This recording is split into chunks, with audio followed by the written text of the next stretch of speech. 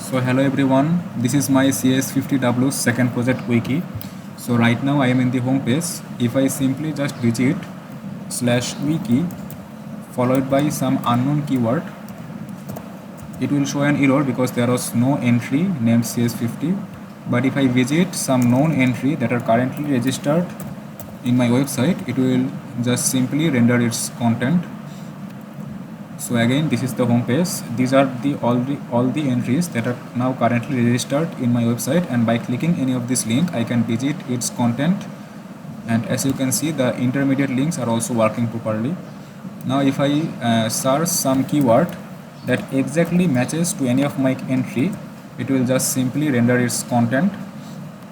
But if the search keyword is a substring of some entries, it will show all the entries that are substring of that particular keyword. And as you can see, YTHON is a substring of Python, so Python is showing, and by clicking Python I can visit or see its content. But the search, if the search keyword is does not match to any of the entries, it will just simply throw an error. So the next feature is create a new page. So when I click this link, it will render me a new form to create a new entry.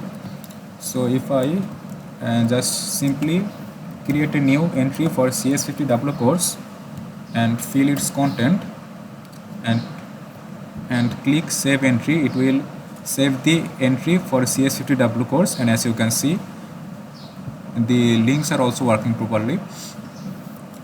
And the next feature is editing this page.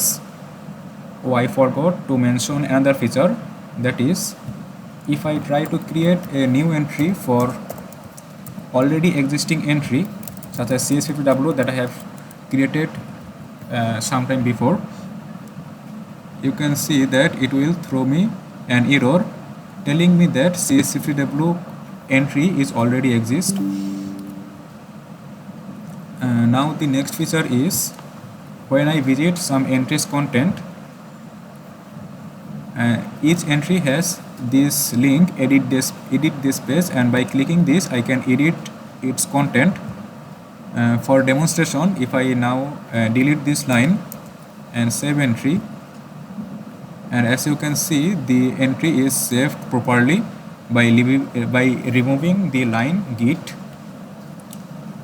The last feature is the random page. When I click on random page, it will show random entry registered in my website, such as if I now click on it, it is showing me HTML. Now if I again click on it, it is showing me Bootstrap that is previously registered in my home page.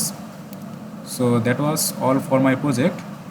And one thing I forgot to mention, that I have used the library Markdown 2 for converting from Markdown to HTML. So that was all for my project. Thank you for watching.